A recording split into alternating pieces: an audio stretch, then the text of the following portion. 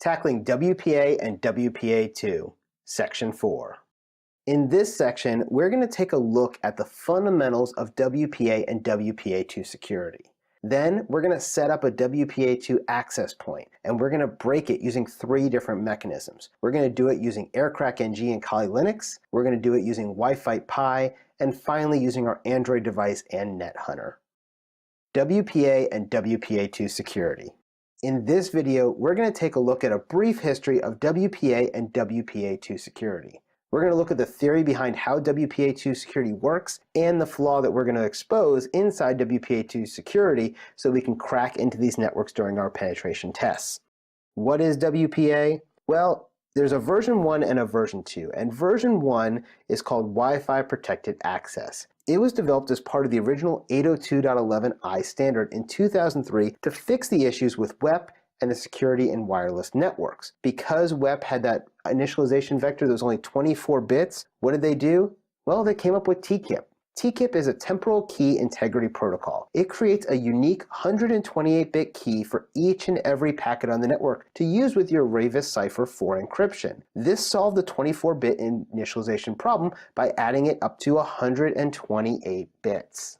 Now, WPA is considered weak by today's standard, and pretty much no one is going to use it. Instead, they use version 2, which is WPA2, which replaced TKIP with CCMP. CCMP is the Counter Mode Blockchain Message Authentication Code Protocol, which is all about integrity of WPA2. But I don't really care much about integrity. We care about confidentiality when we're trying to break into the network. And so let's look at how the encryption works inside WPA2. WPA2 uses something called AES, Advanced Encryption Standard. AES comes in 2 forms in WPA2 networks, a 128-bit encryption key and a 256-bit encryption key. AES is good encryption. It is pretty much impossible to break. So how are we going to break into this network?